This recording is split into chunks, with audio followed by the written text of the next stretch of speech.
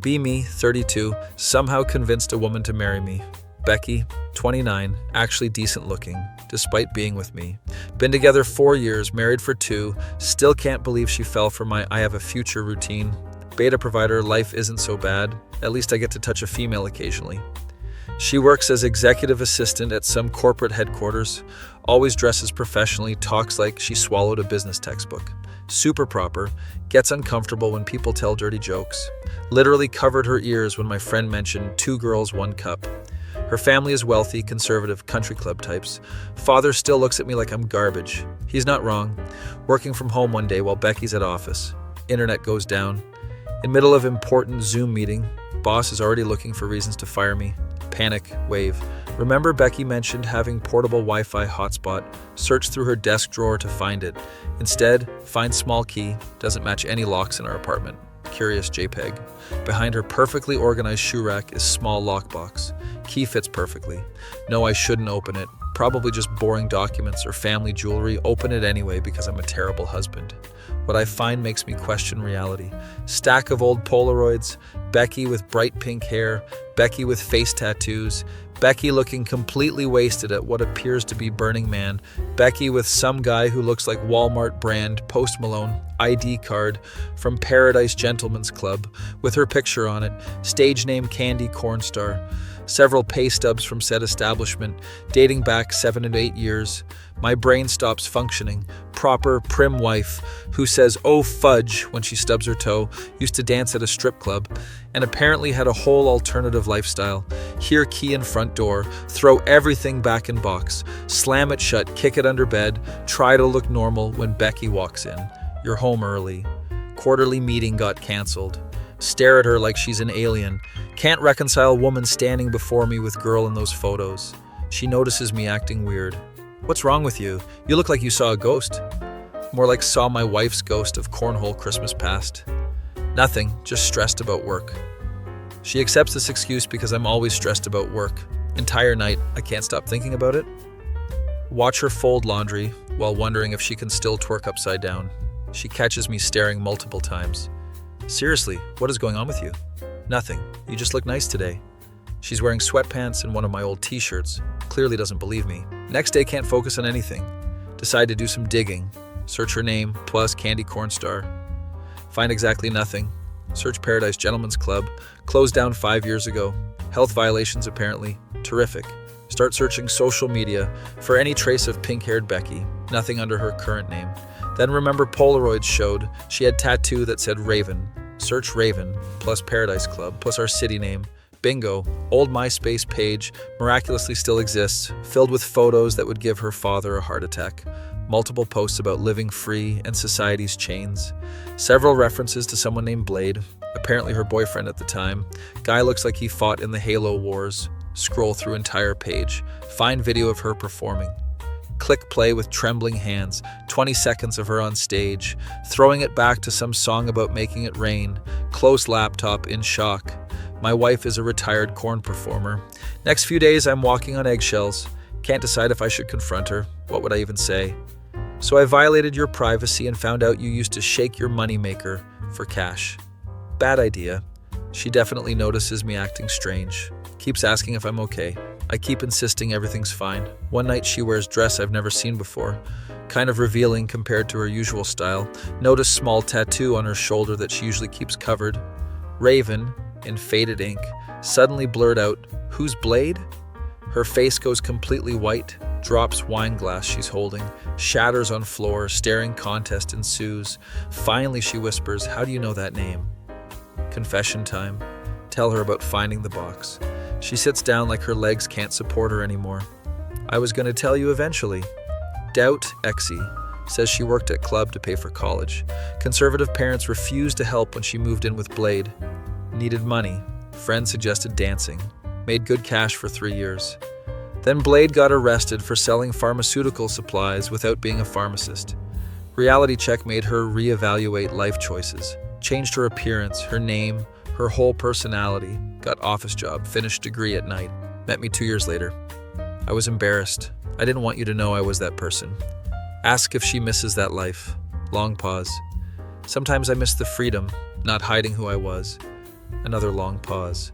But I don't miss Blade or that scene. It was toxic. Sitting there trying to process, wife continues. I understand if this changes how you see me. Brain suddenly makes connection. Is this why you're so freaky in bed sometimes? Her face turns redder than the Communist Manifesto. Maybe. Both start laughing. Tension breaks. Realize I don't actually care about her past. She could have been a corn world champion and I'd still love her. Tell her this. She cries, says she was afraid I'd leave. Leave? Are you kidding? This is the most interesting thing about our marriage. She throws pillow at me. Spend next few hours looking through her old photos together. She tells stories about that time in her life. Some hilarious, some sad. Feels like meeting a different version of my wife. One who says freak this instead of fudge this.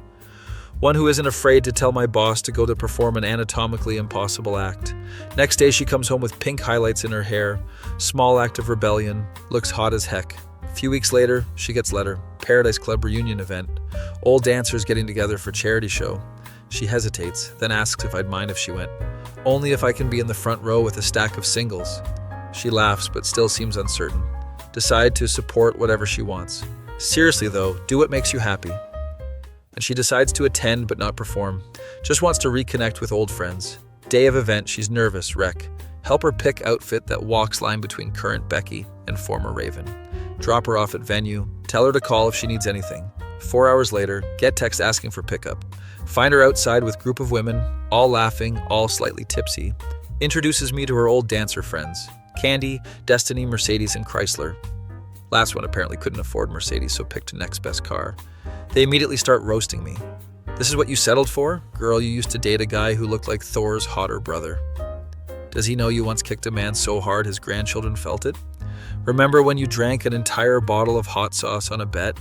Learning more about my wife in 10 minutes than in 4 years. She's embarrassed but also cannot stop laughing. Drive home with her still giggling in passenger seat. Ask if she had fun. The best time, I forgot how much I missed those girls. Next morning, find her looking at photos from reunion. One shows her with friends doing signature poses. See genuine smile on her face I rarely see. Realize she's been hiding part of herself all these years. Suggest she stay in touch with her friends. Really? You're okay with that? They're part of who you are. She hugs me tight.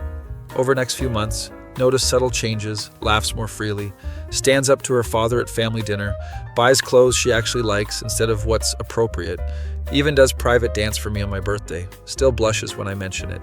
Find perfect balance between executive assistant Becky and pink-haired Raven. Life is better when you're not pretending.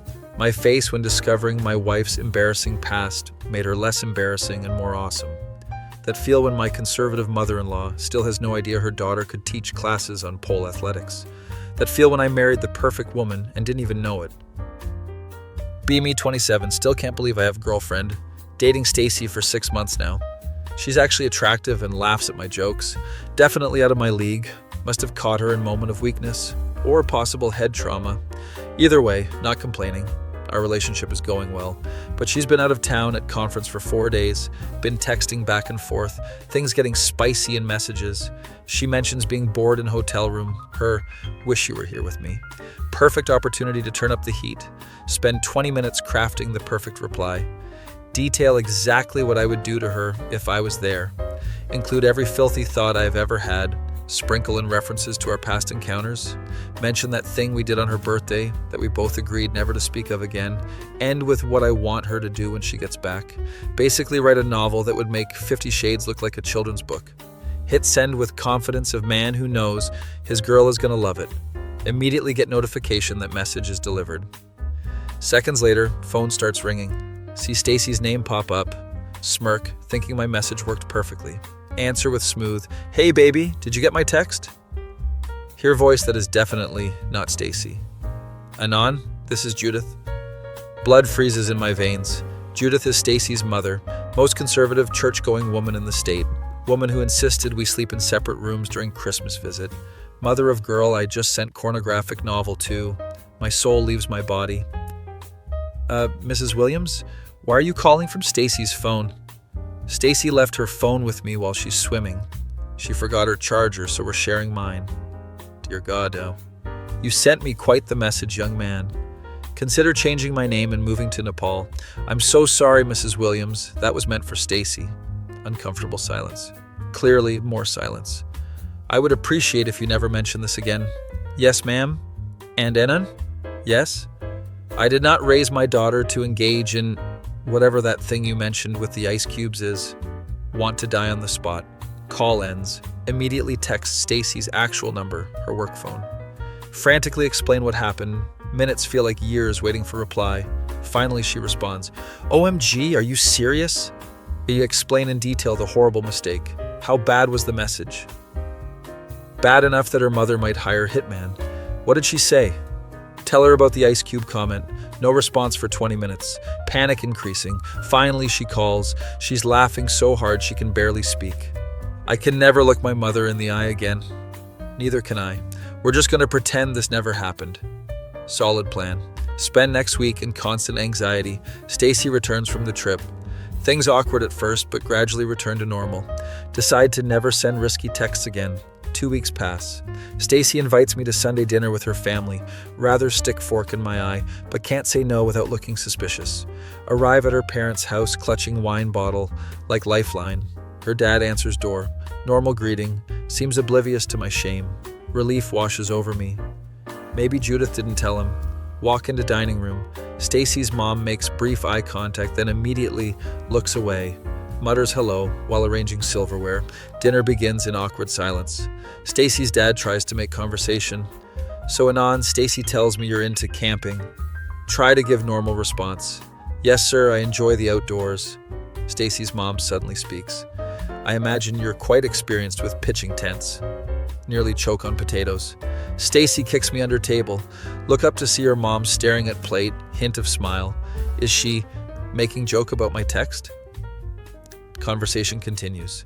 Every few minutes, Judith drops subtle reference to my message, passing ice for drinks. Anon, you seem to have creative uses for ice cubes. Discussing vacation plans. I prefer the heat, though Anon might enjoy something more steamy. Offering dessert. Would you like whipped cream on that? I hear Anon is fond of it. Stacy is dying of embarrassment. Her dad completely oblivious. Somehow survived dinner. Say goodbyes. Judith hugs Stacy, then turns to me, whispers so only I can hear. Next time, check twice before sending. Drive home in stunned silence. Stacy finally speaks. So that was weird. Understatement of century. Your mom was making jokes? Apparently. I've never seen her like that. Week later, receive gift in mail, no card, open package to find book. Modern etiquette for digital communication. Inside cover inscription. Thought this might be helpful. Best wishes, Judith. Show Stacy. She can't stop laughing. I think my mom actually likes you now.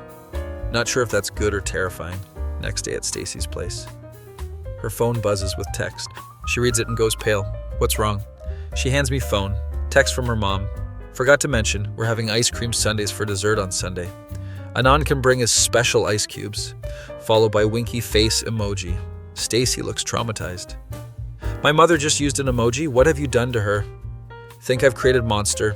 2 days later, get another text, anonymous number. This is how you send spicy text messages, followed by detailed message that makes mine look tame. Who is this psycho? Then final line. Maybe next time don't save your future mother-in-law's number under my daughter's name. Judith. Drop phone, like it's on fire. Realize I've been thoroughly pranked. Stacy walks in, sees my face. What's wrong? You look like you've seen ghost. Show her text. She falls to floor laughing. Call from Stacy's actual mom comes in, puts on speaker. Hello, Anon. Did you get my message? Voice is Stacy's roommate doing impression.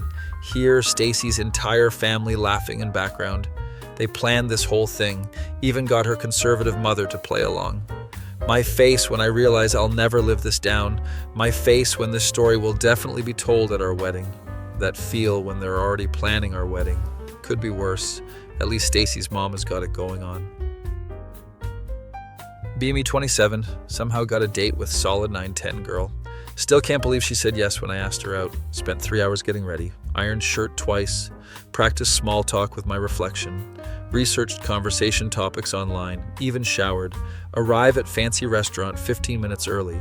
Wait outside like a predator stalking prey. See her walking up. Holy Mother of God, she's even hotter than I remembered. Long blonde hair, perfect makeup, wearing dress that makes my brain short circuit. Immediately forget all practice conversation starters. Manage to say hi without stuttering.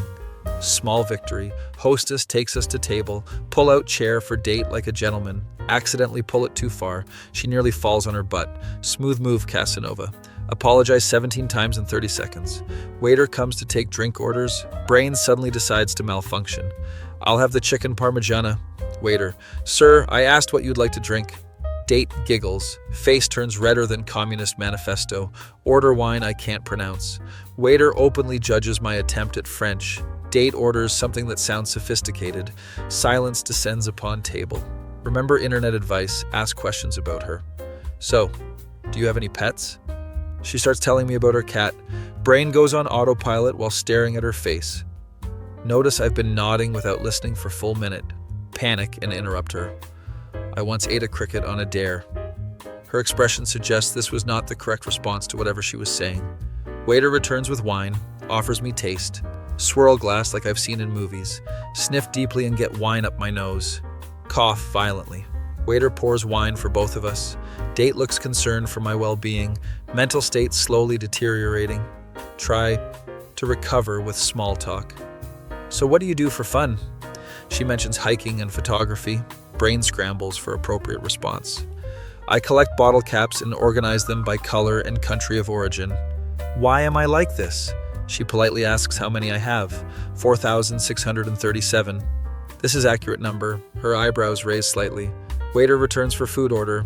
Date orders, salmon. I panic and order the first thing I see on menu. I'll have the calamari appetizer as main course. Waiter, anything else, sir? Should have just said no. Instead, brain decides to go full diarrhea mode. Also, garlic bread, side of mashed potatoes, and can you put extra sauce on everything? I like my food wet. With just date staring at me like I've grown second head, waiter writes down order with visible judgment, attempt to salvage conversation. So what kind of music do you like? She mentions some indie bands I've never heard of. Nod wisely as if I know exactly what she's talking about. I mostly listen to video game soundtracks and sea shanties. She looks genuinely surprised. Like pirate songs? Yes, they're historically significant and rhythmically perfect for coordinating large groups of men. Realize how weird that sounds. Change subject immediately. This wine is quite good. Proceed to pour some wine over my bread. Enhances the flavor. She watches in horror. Do you normally do that? Oh yes, wine makes everything taste better. Demonstrate by pouring small amount on tablecloth and licking it. See, even the inedible becomes gourmet. Waiter returns with our food. Date salmon looks elegant. My plate has pile of fried squid rings. Pour wine over calamari before waiter even leaves. Trust me, it's culinary innovation. Waiter visibly dies inside, date picking at her food while watching my culinary crimes. Attempt to eat calamari with knife and fork. Squid rings keep slipping off plate. Switch to using hands, wine-soaked fingers now leaving prints on everything. Date asks about my family. Tell her about my mother's extensive thimble collection. Go into excruciating detail about different types of thimbles. The Portuguese maritime thimbles from the 1800s are particularly fascinating due to their unique oxidation patterns. Date checking her phone under table, bad sign. Try to appear worldly and sophisticated. Did you know that in ancient Mesopotamia, they used to communicate via elaborate systems of mud symbols? Completely made this up. She nods politely. That's interesting. Decide to show off knowledge of cinema. My favorite film is Attack of the 50-Foot Lobster People from Planet Xandar 2, Electric Boogaloo. I don't think I've heard of that one. It's underground, only true cinephiles appreciate it. Accidentally knock over water glass. Water spills across table. Date jumps up to avoid getting wet. Waiter rushes over with towels, profusely apologize while accidentally elbowing waiter in stomach. Date excuses herself to bathroom, definitely texting friend to call with emergency. While she's gone, decide to fix hair, use knife as mirror. Waiter watching me with concern. Date returns looking slightly more composed. Everything okay? I ask. Yes, just had to respond to a text. Feel bold, decide to compliment her. Your eyeballs are very symmetrical. She blinks several times. Thank you. Silence descends again. Desperately search for conversation topic. Have you ever wondered what it would be like if humans had tails? She stares at me. I think about it often, I continue. Would we have chairs with tail holes? Would pants have a third leg? These are the questions science is afraid to ask. Date now, checking time on phone. Dessert menus arrive. Order chocolate cake to share. Nothing brings people together like communal cake consumption. She agrees with forced smile. Cake arrives with 2 forks. Explain my theory about how eating dessert counterclockwise makes it taste better. Demonstrate by rotating plate after each bite. Date barely touching cake. Her phone buzzes. Oh, I'm so sorry, it's my mother. She's locked herself out of her house. Obvious lie is obvious. I need to go help her. Offer to drive her. No thank you, I already called an Uber. Insist on paying bill. Walk her outside. Awkward goodbye moment. Go for handshake while she attempts cheek kiss. End up grabbing her face. Uber arrives, saving us both. This was interesting, she says. Yeah, we should definitely do it again sometime. She makes non-committal noise. Watch Uber drive away. Text her immediately. Had great time tonight. Your eyes remind me of perfectly spherical marbles. Dinner again Tuesday? Realize I sent text to wrong contact. Sent it to contact labeled Emma's mom. Date's mother received my marble, eyes text. Phone buzzes with response. Who is this and why are you texting me about my daughter's eyes? Delete number, phone, and entire digital identity. Walk home in rain that wasn't there before. Perfectly matching my mood. Get text from date, expecting formal rejection. Instead. So my mom just got a weird text from you, followed by laughing emoji. Apparently her friends put her up to this date as prank. They bet she couldn't make it through dinner with the weird guy from accounting. Turns out entire date was being secretly filmed for their amusement, footage now circulating in office. My face when I realized my autism was entertainment. My face when I realized I don't even work in accounting. They got the wrong weird guy.